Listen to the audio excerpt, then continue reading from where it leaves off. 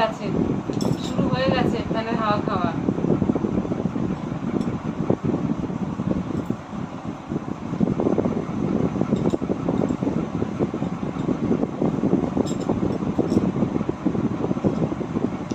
Hello guys, good evening. কেমন আছো তোমরা সবাই? আশা করি ভালো আছো।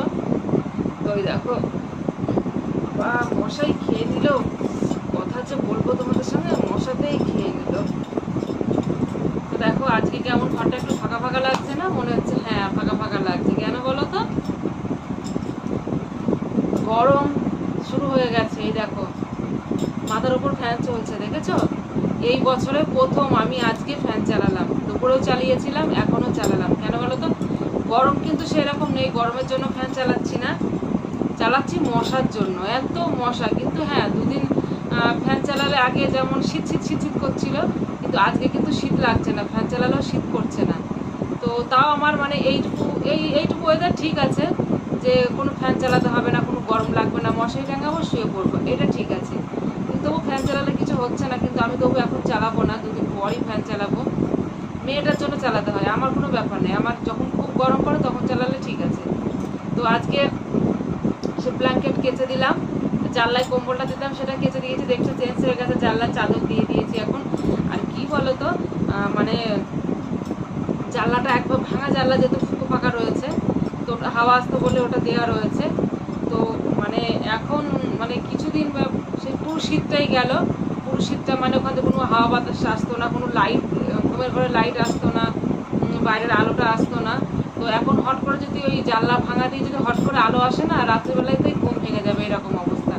কিছুদিন যেতে যেতে তারপর আবার অভ্যাসটা হবে, কেননা জানলাটা এত ফুটো ফাটা, মানে ঘুমিয়ে থাকলে অটোমেটিক যখন জ্যোৎস্নার আলো চোখে এসে লাগলো, এরকম চোখ খুলে যায়, এরকম আমার অভ্যাসটা খুব খারাপ। কালকে রাতেই দেখি আমাদের বাড়ির মানে জানলার পাশ দিয়ে কেউ গল্প করতে করতে যাচ্ছে। তো আমার ঘুমটা এমনই, আমি ঘুমাচ্ছি তবু আমি জানতে পারছি যে কোনো মেয়ে মানুষ গল্প করতে করতে যাচ্ছিল। কারা যাচ্ছিল জানি না, যেহেতু আমাদের বাড়ির উপর দিকটা খোলা, তো ওরকম গল্প করতে করতে যাচ্ছিল। তারপরে আবার কখন গল্প শেষ, আমিও ঘুমিয়ে গেছি। মানে আমি জানতে পারছিলাম, মানে বুঝতে পারছিলাম, জানতে পারছিলাম। তো যাই হোক, তারপরে এই যে বিছানার চাদর মাদর সব কেটে দিয়েছি, আবার দুদিন বাড়ি থাকবো না, বিয়েতে যাব। তো তারপর তাড়াহুড়ো করে ভালো লাগে না। আর এখন তো শীতকালটা একরকম ছিল, গরমকালটা তো এখন মানে দুদিন অন্তর অন্তর কাচাকুচি করতে হবে। তো অল্প, যাই হোক অল্প অল্প জলেতেই হয়ে যাবে। আর আল্লাহটা সমস্ত কিছু একটু খালি খালি হয়েছে, ওই জন্য ঘরটা আমার খুব হালকা হালকা লাগছে। তো ব্ল্যাঙ্কেটটা এত ভারী, কি বলবো বাবা, আমি তুলতে পারছিলাম না, ভিজিয়ে আমার মাজা আমি উঁচু করতে পারছি না। তারপরে আমি বড় গামলায় করে কেচে ওর মধ্যে করে ধুয়ে উল্টি দিয়ে নামিয়ে ফেলছি। মানে আমি তুলে যে জল পাল্টাবো তা করতে পারছি না, উল্টি দিতে হচ্ছে, এত ভারী। তারপর টুলের ওপর রেখে জলটা কমলো, তারপরে পাঁচিলের ওপর রাখলাম, পাঁচিলের ওপর থেকে কিছুটা জল কমলো, দিয়ে আসলাম ছাদে। ছাদে গিয়ে সন্ধ্যেবেলা তুলতে গিয়ে দেখি তাও শুকায়নি। আমার ফোনটা কাঁপছে, আমি বলছি ফোনটা হয়তো পড়ে গেল। তো কালকে আর একবার রোদে দিতে হবে তারপরে। তো যাই হোক, বিয়েতে যাওয়ার আগে আগে সব গুছিয়ে ঘরটাকে ফাঁকা করে রেখে যাবো, সেই জন্য আর কেচে কুচে রাখলাম। আর ওই থাকলে পরে যেন বিরক্তিকর লাগে। তো তারপরে এই দেখো এখন সন্ধে লেগে গেল। তারপরে এই চাটা খেলাম, খেয়ে নিয়ে এখন রাতের বেলা খাবার খাবো, রুটি খাবো। তো মেয়েকে ভাত দিলাম, ভাত খাচ্ছে আমার মেয়ে।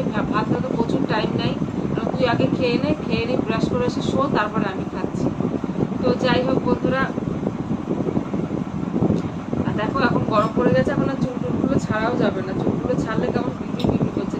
বিকালবেলা লাইভ করছিলাম আমি, একটু কি গরমের ভিতরে মানে আনচান করছে। তো যাই হোক, কি সুন্দর ফাঁকা ফাঁকা লাগছে ঘরটা, আলোটাও যেন একটু বেশি খেলছে, তাই না বলো? আর একটা জিনিস কি আমি দেখেছি, মানে বিছানা যেমনই হোক না কেন, চাদর ছিঁড়া হোক যাই হোক, ঘরটা যদি একটু রং টং করা থাকে না, ঘরটা সুন্দর থাকলে কিন্তু বিছানাটাও ফোটে, আমি দেখেছি। আর আমাদের তো ভাঙা ঘর, বিছানার চাদর টাদর মানে হাজার ভালো থাকলেও সেরকম ভালো লাগে না, লাইটও ফোটে না। ওই জন্য তো শর্ট ভিডিও করলেও ভালো ফোটে না, যার জন্য আমি বাইরে যাই।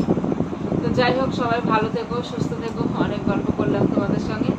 আর বিয়েতে গেলে তো তোমাদের সঙ্গে শেয়ার করবোই, না করবো না এমনটা হয় না, তোমাদের সঙ্গে শেয়ার করবোই।